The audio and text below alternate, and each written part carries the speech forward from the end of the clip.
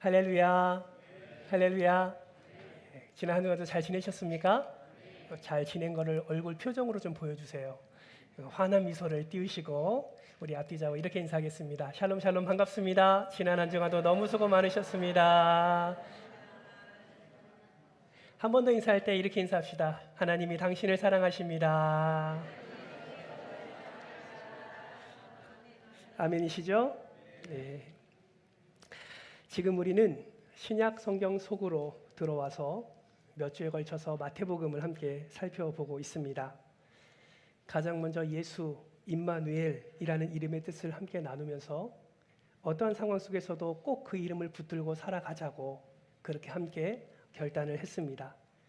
또 지난주에는 모든 영광과 권세를 다 버리고 이 땅에 오신 메시아 예수 그리스도가 광야로 이끌어 가셔서 40일 동안 금식하시고 마귀의 시험을 말씀으로 이기시는 모습을 함께 살펴보았습니다. 사랑하는 성도 여러분, 매일의 삶 속에서 예수 임마누엘의 이름을 붙들고 살고 계십니까? 악한 마귀와의 영적 전쟁에서 승리하고 계신가요? 예, 다시 한번 여러분을 축복합니다. 능력의 이름 예수, 치유의 이름 예수, 권능의 이름 그 임마누엘 되신 예수 그리스도의 이름을 꼭 붙드시고 날마다 영적 승리를, 영적 전쟁에서의 승리의 기쁨을 풍성히 누리시기를 주님의 이름으로 축복합니다. 오늘 이 시간에는 예수님이 말씀하신 팔복에 대해서 함께 말씀을 살펴보려고 합니다. 예수님은 마귀의 시험에서 이기신 후에 공생의 사역을 본격적으로 수행하셨습니다. 여러분, 예수님이 공생의 사역을 시작할 때에 가장 먼저 말씀하신 그 말씀 여러분 기억하고 계십니까? 예수님이 뭐라고 말씀하셨죠? 이렇게 말씀하셨어요. 회개하라, 천국이 가까웠느니라. 이 말씀은 수많은 사람들에게 지금 살아가고 있는 모습 그대로 살지 말고 삶을 하나님께로 돌이켜서 복음을 믿고 하나님의 사람답게 살아가라라는 의미를 담고 있습니다. 그렇게 선포하신 예수님은 직접 하나님께서 기뻐하신 삶이 무엇인지를 직접 보여주신 삶이 바로 공생의 삶이십니다. 예수님은 갈릴리 지역을 두루 다니시면서 하나님의 말씀을 가르치셨고 하나님의 나라를 전하시며 병을 고쳐주셨습니다. 놀라운 기적들을 사람들에게 많이 보여주셨어요. 그래서 그런지 그 당시에 예수님은 얼마나 인기가 많으셨는지 모릅니다. 지금으로 말하면 아이돌이셨습니다. 슈퍼스타셨어요. 어디를 가든지 많은 사람들이 예수님을 보기 위해 쫓아다녔습니다. 예수님도 이러한 사실을 잘 알고 있었습니다. 그런 상황에서 예수님은 오늘 본문에서 무엇을 하고 계십니까? 갈릴리 호수가 가버나움 한 어느 산에 올라가셔서 하나님 나라의 법에 대해서 하나하나 가르쳐 주셨습니다. 우리는 이를 산상수훈이라고 말을 합니다. 이 산상수훈은 마태복음 5장에서 7장까지 기록되어 있는데 오늘 함께 우리가 살펴볼 팔복이 이 산상수훈의 가장 첫 번째에 기록되어 있는 말씀인 것입니다. 여러분, 우리가 팔복을 함께 살펴보기 전에 두 가지를 먼저 알아야 할 것이 있습니다. 첫 번째는 무엇이냐면 예수님이 말씀하신 이 팔복은 좀 더 넓게 이 산상수훈은 누구에게 하신 말씀인가를 분명하게 알아야 합니다. 여러분, 예수님이 누구를 대상으로 산상수훈을 선포하셨습니까? 오늘 본문 1절과 2절 말씀에서 그 대상이 누구인지를 우리는 확인할 수 있습니다. 화면을 보면서 같이 한번 읽어볼까요? 함께 읽습니다. 시작! 예수께서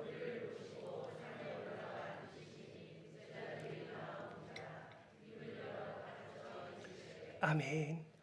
말씀을 보시면 두 부류의 사람이 나옵니다. 첫 번째는 무리, 그리고 다른 한 부류는 제자입니다.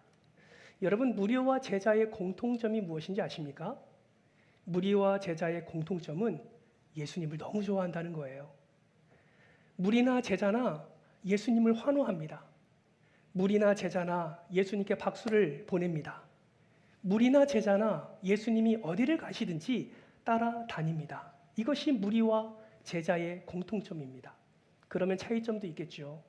여러분, 무리와 제자의 차이점은 무엇입니까?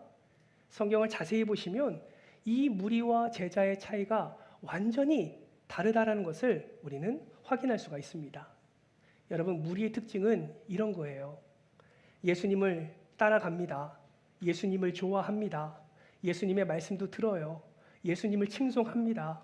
그런데 예수님의 말씀이 자신의 생각과 다르면, 예수님의 말씀이 자신의 생각과 다르면 자신의 생각까지 바꾸면서까지 예수님을 따라가고 싶어 하지 않는 자들이 바로 무리입니다. 박수도 치고요. 예수님을 너무너무 좋아하지만 예수님의 말씀 속에 나의 무엇인가를 포기해야 되고 나의 인생에 무엇인가를 희생해야 된다면 굳이 그렇게까지 해서 예수님을 따라가려고 하려는 마음이 없는 자들, 그들을 무리라고 말하는 것입니다. 이들은 예수님의 말씀이 나의 생각과 상식과 태도와 습관과 다르고 내 삶에 무언가를 희생을 요구할 때 조금도 주저없이 예수님께 등을 돌리는 자들입니다. 한때는 예수님께 박수치고 한때는 예수님을 칭송하고 한때는 예수님을 너무나 좋아하지만 자신의 생각과 다르면 어느샌가 이들은 주저하지 않고 예수님께 박수쳤던 손으로 돌을 들어 던지는 자들, 더 나아가 예수님을 비아냥거리며 예수를 죽여라 라고 말하는 자들이 바로 무리라고 성경은 말하고 있습니다. 그렇다면 여러분, 제자는 무리와 어떻게 다를까요? 여러분, 제자의 특징은 무엇이겠습니까? 제자의 특징은 하나님의 말씀이 내 생각과 다를 때에 자신의 생각을 바꾸어서 하나님의 말씀에 맞추는 자들이 제자입니다.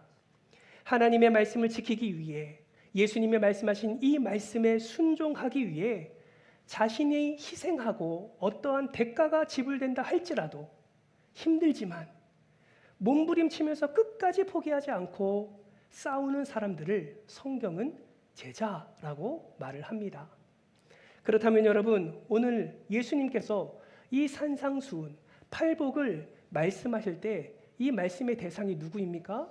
1절과 2절 말씀에 보니까 무리들이 있는 상황에서 제자들이 예수님께 나와오고 그 나아온 제자들에게 예수님이 이름을 열어 가르쳐 주셨습니다. 이것을 통해서 알 수 있는 것은 무엇이냐면 이 산상수훈은, 이 팔복은 무리에게 선포된 말씀이 아니라 제자들에게 선포된 말씀임을 우리는 확인할 수 있습니다. 구체적으로 무엇을 말씀하십니까? 산상수훈을 통해서 하나님의 나라의 법이 어떤 것인지, 천국 시민권을 가진 자가 어떠한 삶을 살아야 하는지 알려주고 계신 것이죠. 어떤 이들은 이러한 산상수훈을 기독교 윤리의 대헌장이라고 말하기도 합니다. 여기서 우리는 한 가지 점검해 보아야 합니다. 저도 말씀을 준비하면서 계속해서 이 질문을 되뇌었습니다. 어떤 질문일까요? 나는 무리인가? 아니면 제자인가? 여러분에게도 똑같은 질문을 합니다. 사랑하는 성도 여러분, 여러분은 무리이십니까? 아니면 제자이십니까? 이 질문에 답을 해봤으면 좋겠습니다. 제가 들리도록 한번 답을 해보세요. 여러분은 무리이십니까? 제자이십니까? 진짜 제자이십니까? 제자로 살기로 노력하시는 분이십니까? 예수님의 말씀을 듣고 내 생각을 변화시켜 예수님의 말씀으로 더 가까이 나아가려고 노력하는 제자 맞습니까? 그렇다면 분명합니다. 오늘 우리가 함께 나눌 이 팔복의 말씀은 저와 여러분에게 허락해 주신, 저와 여러분이 꼭 들어야 될, 저와 여러분이 꼭 붙잡고 순종해야 될 말씀임을 여러분 잊지 마시기를 주님의 이름으로 축복합니다.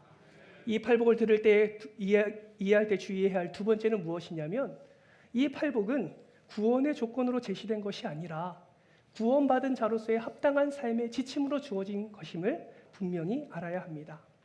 어떤 사람은 이 팔복을 구원의 조건으로 말합니다. 네가 이걸 지켜야, 네 삶에 이것이 나타나야 그것이 바로 구원받은 삶이야. 여러분, 거짓말입니다.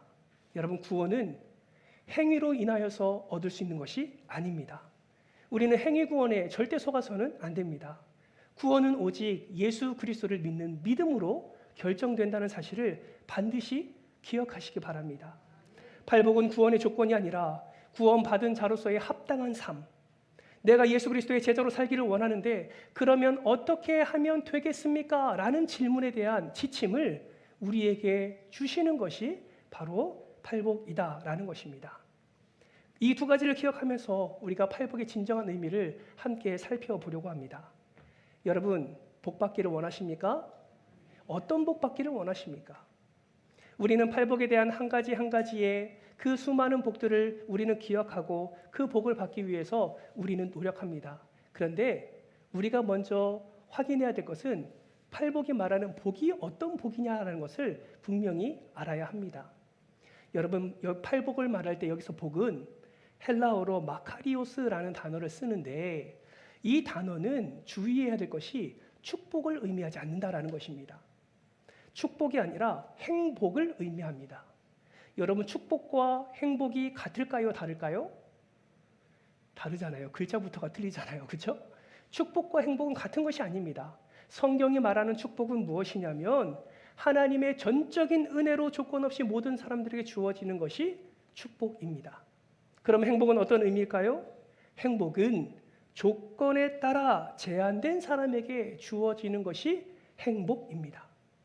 여기서 말하는 제한되는 차별을 의미하는 것이 아니에요. 여기서 말하는 제한된이라는 의미는 본인 자신의 결정과 행동에 따라 주어지기도 하고 주어지지 않기도 한다라는 의미를 가지고 있습니다. 즉 행복은요, 상황 때문이 아니라 환경 때문이 아니라 전적인 자기 책임이다라는 것이죠. 내가 조건에 맞는 행동을 하면 행복이 주어지는 것이고 내가 아무리 교회를 다니다 할지라도 조건에 맞는 삶을 살지 않는다면 행복을 누릴 수가 없는 것입니다.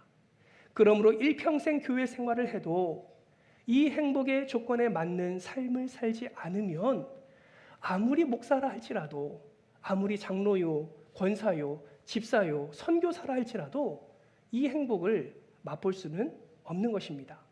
그러므로 여러분, 오늘 본문에 언급된 팔복은 모든 사람에게 주어진 것이 아니라 제자에게 선포된 것인데 그 제자들 가운데서도 어떠한 삶을 살기로 결정하느냐에 따라서 받을 수도 있고 받지 못할 수도 있다는 사실을 우리는 분명히 기억해야 됩니다. 우리는 어떤 마음으로 그렇다면 이 말씀을 마음으로 받아야 됩니까? 하나님의 말씀이 내 삶의 기준이라는 사실을 분명히 기억하면서 이 팔복을 누리기 위해 삶의 방향을 하나님께로 재조정하고 하나님 나에게 말씀하신 그 말씀을 마음에 새기며 그 말씀에 순종할 때 우리가 행복을 누릴 수 있다라는 사실을 반드시 기억하시기를 바랍니다. 우리 모두가 이 행복을 누리기를 주님의 이름으로 축복합니다. 그렇다면 이 행복의 조건, 이 팔복의 조건은 무엇일까요? 여러분 8가지의 복, 조건을 다 기억하고 계십니까? 한번 생각해 볼까요? 첫 번째는 무엇입니까? 심령이 가난한 자입니다. 두 번째는요, 애통하는 자가 조건이에요. 세 번째는요, 온유한 자가 조건입니다. 네 번째는요, 의에 줄이고 목마른 자. 다섯 번째는요, 긍휼히 여기는 자. 여섯 번째는요, 마음이 청결한 자. 일곱 번째는요, 화평케 하는 자. 여덟 번째는요, 의를 위하여 박해를 받는 자가 복이 있다라고 말합니다. 이것이 복받는 조건이에요. 복받는 비결입니다. 이러한 자들이 어떠한 복을 받습니까? 첫 번째, 심령이 가난하는 천국을. 두 번째는 애통하는 자는 위로를. 세 번째는 온유한 자는 땅을. 네 번째는 뭐예요? 빨리 말씀하세요. 의에 줄이고 목마른 자는 뭘 받아요? 배부름을. 다섯 번째는 긍휼히 여기는 자는 긍휼함을. 여섯 번째는 마음이 청결한 자는 뭘 받아요? 하나님을 본대요. 일곱 번째, 화평케 하는 자는 하나님의 아들이라 일컬음을 받고, 여덟 번째, 의를 위하여 박해를 받는 자는 천국이 그들의 것이라고 말합니다. 왜 제가 하나하나 지금 다 말할까요? 여러분, 우리가 팔복을 보면요, 팔복의 구조 속에 무엇을 강조하고 있는지를 발견할 수 있기 때문에 그렇습니다. 여러분, 질문할까요? 8가지의 복 중에 반복되는 복이 있습니다. 그것이 무엇인지 여러분 찾으셨습니까? 어떤 복이 반복돼요? 천국이 그들의 것이며라는 복이 반복됩니다. 몇 번째와 몇 번째 복이에요? 첫 번째와 8번째 복이에요. 그래서 여러분, 팔복의 구조를 보면 이렇게 되어 있어요. 마치 천국이 그들의 것이며 천국의 그들이 것이며, 마치 이 천국이 그들의 것이며라는 복이 가운데 6가지의 복을 감싸고 있는 듯한 모양을 나타내고 있습니다.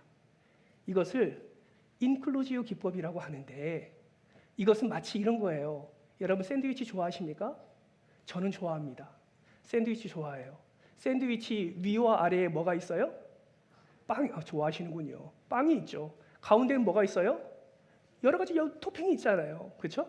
빵과 빵 사이에 토핑이 있습니다. 그것과 마찬가지로 지금 팔복의 구조가 어떻게 되어 있냐면 천국과 천국 사이에 다양한 복들이 그려져 있는 그런 구조로 되어 있다라는 것을 볼 수 있습니다. 여러분, 이것이 왜 중요할까요? 첫 번째 복과 여덟 번째 복이 천국이 그들의 것임이오다라는 것은 이 천국을 복으로 소유하는 이것이 가장 우선되고 가장 기초되고 가장 중요하다는 사실을 분명히 말씀하기 위함입니다. 천국을 소유하는 것이 가장 기본되고 기초가 될 수 있는 그 근거는 무엇이냐면 자세히 보시면 이 천국이 그들의 것이며라는 이 문장이 시제가 현재로 되어 있습니다. 그리고 두 번째부터 일곱 번째 복까지 그 복은 미래로 되어 있습니다. 시제가. 한번 성경을 볼까요? 여러분의 성경을 한번 보세요. 3절 말씀 같이 한번 읽어볼까요? 시작. 심령이 가난한 자는 네, 여기서 천국이 그들의 것이라는 것이 현재 시제로 되어 있어요. 다시 말하면 심령이 가난한 자는 그 현장에서 그 현실에서 그 자리에서 천국의 복을 누릴 수 있다라고 말씀하고 있는 겁니다. 10절 말씀도 같이 한번 읽어볼까요? 10절입니다. 시작. 의를 위하여 박해를 받는 자는 복이 있나니 천국이 그들의 것입니다. 천국이 그들의 것입니다 라는 것도 현재 시제로 되어 있어요. 무슨 말이에요? 내가 의를 위해서 박해를 받고 있어요? 고난을 받고 있어요? 고통을 받고 있어요? 힘겨움을 받고 있어요? 그러나 그 상황 속에서도 하나님을 바라보면 천국을 복으로 소유할 수 있다라는 거예요. 현재, 지금 그 복을 소유할 수 있다라는 겁니다. 그런데 여러분, 두 번째부터 일 번째 복까지 앞서 우리가 살펴본 그 복들은 미래형으로 되어 있습니다. 그래서 이건 무엇을 의미하냐? 이 팔복이 현재성과 미래성의 균형을 잘 가지고 있다. 지금도 복을 받을 수 있고 이 팔복은 앞으로 일어날 이 사건에 대해서도 받고 소유할 수 있는 복이다라는 것을 예수님이 분명하게 말씀하고 있다라는 것입니다. 그렇다면 예수님이 첫 번째와 여덟 번째에 왜 현재성으로 말씀하고 있습니까? 지금 이 자리에서 니들이 받아야 될 복이 이것이다. 바로 천국을 소유하는 것. 이것이 가장 긴급하고 가장 중요하고 가장 너희가 우선적으로 받아야 될 복임을 예수님은 제자들에게 강조하고 있는 것입니다. 그런데 가만히 보면 이 복 받는 비결, 복 받는 조건이 우리의 마음에 와닿지가 않는 것 같습니다. 여러분, 첫 번째 복의 조건이 무엇입니까? 심령이 가난한 자입니다. 심령이 가난한 자. 무엇을 말할까요? 여기서 가난하다라는 것은 원어로 보면 푸토코스라는 말을 쓰는데 두 가지 의미가 있어요. 하나는 비어 있는 상태를 의미합니다. 비어 있는 상태. 또 하나의 의미는 무엇이냐면 간절함과 절박함으로 하나님을 갈망하고 바라는 상태를 가난하다라는 의미로 표현합니다. 3절 말씀에 가난하다는 이 두 가지 의미가 다 담겨져 있습니다. 심령이 가난하다라는 의미가 이 의미라는 것이죠.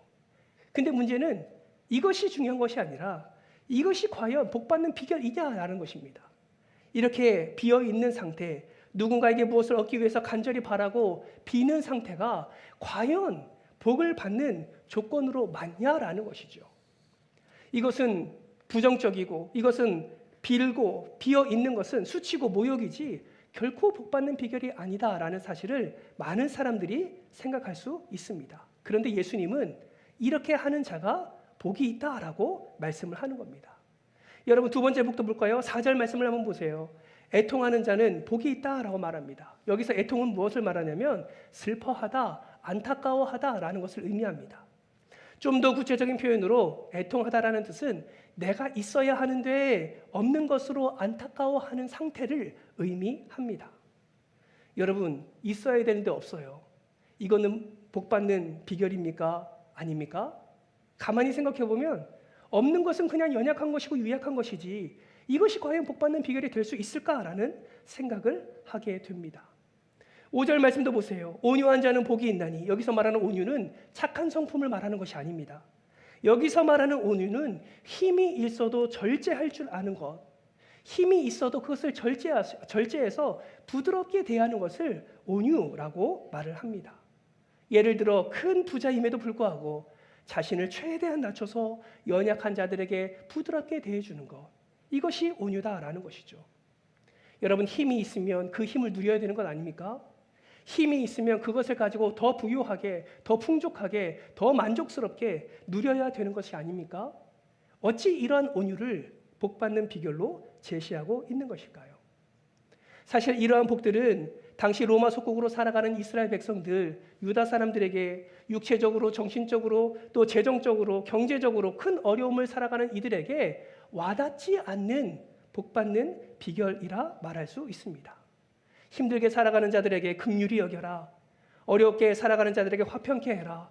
여러 가지로 고난당하고 있는 자들에게 마음을 청결하게 해라. 의를 위하여 박해를 받아라. 그러면 복이 있을 것이다. 라는 이 말은 예수를 따르는 무리나 예수를 따르는 제자들에게 뭔가 기대와 소망을 품게 하는 것이 아니라 더 이해할 수 없는 말씀으로 와닿게 된다라는 것입니다.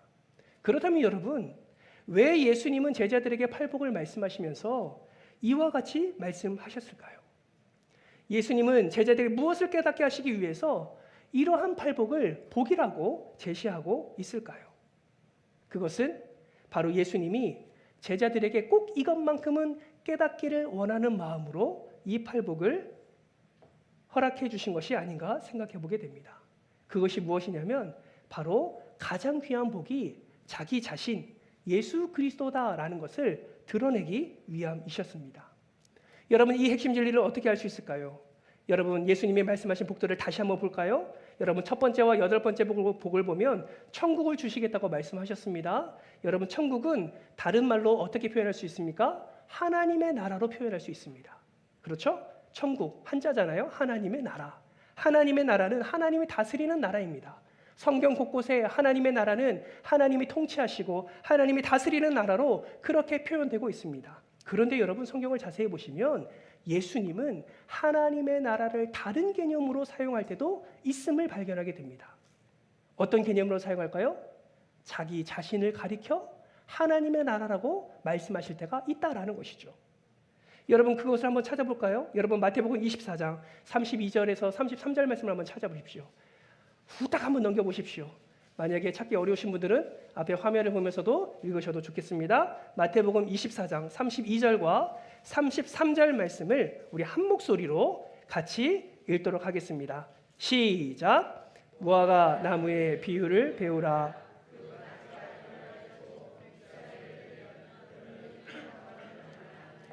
이와 같이 너희도 모든 일을 보거든 인자가 가까이 곧 문 앞에 이른 줄 알라. 33절 말씀을 띄워주세요. 여러분 보세요. 이 모든 일을 보거든 누가 가까이 이른 줄 알라? 인자가 가까이 이른 줄 알아. 여러분, 여기서 말하는 인자는 누구를 말할까요? 그렇죠. 예수님을 말해요. 근데 병행 구절인 누가복음 21장 31절은 이렇게 말씀합니다. 우리 화면을 보면서 같이 한번 읽어볼까요? 시작! 이와 같이 너희가 이런 일이 일어나는 것을 보거든 하나님의 나라가 가까이 온 줄을 알라. 앞에서의 인자가 뒤에서는 뭐로 바뀌었습니까? 하나님의 나라로 바뀌었습니다. 여러분, 천국, 하나님의 나라, 이것은 예수 그리스도를 지칭하기도 한다라는 것을 반드시 기억하시기 바랍니다. 따라서 팔복의 첫 번째와 여덟 번째 복, 천국이 그들의 것이미요 라고 말할 때 여기서 말하는 천국은 무엇으로도 해석이 가능합니까? 예수 그리스도로 해석이 가능하다라는 것이죠. 심령이 가난한 자는 복이 있나니 천국이 그들이 것이미요 라는 말은 심령이 가난한 자, 심령 가운데 가난, 비어있는 상태, 하나님께 간절히 바라고 절박함으로 하나님께 나아가는 그 상태에 있는 자는 천국이 그들의 것임이라는 것은 예수 그리스도가 그들의 것이 될 것이다 라는 것을 말씀하고 있는 것이죠. 이것은 곧 무엇을 의미하냐? 천국의 가난한 자는 예수로 충만케 될 것이다 라는 것을 의미하는 것입니다. 의를 위하여 박해를 받는 자는, 그 상황 가운데서 예수를 바라고 말씀을 붙잡는 자는 그 자리에서 예수로 충만케 되고 그 예수, 하나님의 나라, 천국의 기쁨을 그 자리에서 맛보게 될 것임을 분명히 말씀하고 있습니다. 여러분 기억하십니까? 앞서 위와 아래가 천국의 복으로 쌓여 있다라는 사실을 기억하시죠? 이것이 가장 기본되고 가장 기초가 되고 가장 우선적이어야 되는 복임을 여러분 기억하고 계시죠? 예수님은 제자들에게 말씀하는 거예요. 너희들의 삶 속에서, 너희들의 인생 가운데서 너희의 심령이 가난해질 때, 너희들이 의를 위하여 고난을 받을 때, 예수 이름을 위하여 박해를 받을 때 너희가 하나님을 바라고 말씀을 붙잡으면 내가 그 자리에서 너희와 함께 할 거야. 내가 너희와 함께 할 거야. 너희는 예수로 충만하게 될 거야 라고 지금 제자들에게 말씀하고 있는 것입니다. 이거는 첫 번째와 여덟째 복만 말씀하고 있는 것이 아니에요. 두 번째 복도 보세요. 애통하는 자가 받을 복이 무엇입니까? 위로잖아요. 여러분, 위로는 파라칼레오라는 단어를 씁니다. 파라칼레오는 옆에서 부르다라는 거예요. 옆에서 부르다. 여러분, 성경적인 위로는 다른 것이 아니에요. 옆에서 부르는 것이 성경적인 위로입니다. 여러분, 이것은 무엇을 의미합니까? 애통하는 자는 옆에서 불러주신다는 거예요. 누가요? 예수님이 불러주신다는 겁니다. 애통하는 자는 예수님이 불러주시고 그 애통 없는 것으로 인하여서 마음에 없는 것으로 인하여서 안타까워하고 슬퍼하는 마음을 가진 자들에게 예수님이 불러주셔서 예수님이 세상이 줄 수 없는 위로로 함께해 주신다는 의미가 바로 애통하는 자는 복이 있나니 저희가 위로를 받을 것이며 라는 말씀이라는 것을 반드시 기억하시기 바랍니다. 세 번째부터 일곱 번째까지 모든 복들이 그러한 예수 안에서 예수로 충만한 삶을 살아가라고 이러한 복들을 제자들에게 허락해 주셨다라는 것을 반드시 우리는 기억해야 된다라는 것입니다. 사랑하는 성도 여러분, 이 팔복은 이 당시에 제자들뿐에게만 아니라 저와 여러분에게도 허락해 주시는 말씀임을 반드시 기억하시길 주님의 이름으로 축복합니다. 왜요? 저와 여러분은 예수 그리스도의 제자이기 때문에 그렇습니다. 그러므로 여러분, 심령이 가난해져서 언제 어디서든지 하나님을 온전히 바라고 절박한 심정으로 하나님을 붙들고 하나님을 간절히 찾고 하나님을 의지할 때 천국이 그들의 것이 될 것임을 말씀하신 이 약속처럼 예수 그리스도로 충만케 되어지고 그 자리가 예수로 인하여서 부어지는 놀라운 은혜를 누리는 복된 자리가 될 줄 여러분 믿으시기를 주님의 이름으로 축복합니다. 바라고 축복하기는 애통하십시오. 여러분의 아내에, 여러분의 삶에, 여러분의 가정에, 여러분의 직장에 하나님의 은혜가 없음을 발견하시고 애통하십시오. 하나님의 말씀이 없음을 발견하고 애통하십시오. 하나님이 나와 함께 하심을 믿지만 순종하지 못하는 그 불순종의 자리에서 하나님을 찾지 아니하는 그 애통을 여러분 삶 속에서 나타내시기를 주님의 이름으로 축복합니다. 내 삶에 예수가 있어야 되는데 여전히 세상과 타협하는 나의 모습, 예수 안에서 만족을 찾는 것이 아니라 여전히 세상 가운데서 만족을 찾고 있는 나의 연약함을 여러분 애통하시기를 바랍니다. 그 애통할 때에 옆에서 불러주시는 거예요. 누가요? 예수님이. 뭐라고 말씀하실까요? 내가 여기 있다. 내가 세상이 줄 수 없는 위로로 네 마음에 없는 그 충만한 은혜를 내가 채워주겠다라고 예수님이 말씀하시는 것입니다. 온유하십시오. 여러분, 의에 줄이고 목마르십시오. 그리고 긍휼하십시오. 그리고 화평케 하십시오. 이 모든 하나하나의 복은 예수로 충만케 되어지는 그런 귀한 축복의 통로가 된다는 사실을 반드시 기억하시기를 주님의 이름으로 축복합니다. 이러한 것을 기억할 때, 이 팔복의 진정한 의미를 기억할 때 우리는 절대로 이것을 놓칠 수가 없습니다. 온전히 하나님을 바라는 자는 예수로 충만해지고 이 예수로 충만한 자는 이 팔복에서 허락해 주신 약속의 놀라운 의미를 우리의 삶 속에서 누리게 되는 사실을 반드시 기억하시기를 주님의 이름으로 축복합니다. 정말로 바라고 소망하기는 오늘 본문 말씀처럼 이 팔복의 내용을 기억하시고 이 팔복의 내용처럼 오직 예수만 바라보시며 예수로 충만해지시는 여러분 되시기를 주님의 이름으로 축복합니다. 예수로 충만할 때에 광야 같은 우리의 삶은 푸른 초장이 될 것입니다. 예수로 충만할 때에 사망의 음침한 골짜기로 다닐지라도 우리가 해를 두려워하지 아니하고 주의 지팡이와 주의 막대기가 우리를 지키시고 보호하시는 은혜를 우리가 누리게 될 줄 믿습니다. 이번 한 주간 예수님을 온전히 따르는 제자답게 오직 예수로 충만하시고 이 8가지의 복을 충만히 누리는 저와 여러분 되시기를 주님의 이름으로 축복합니다.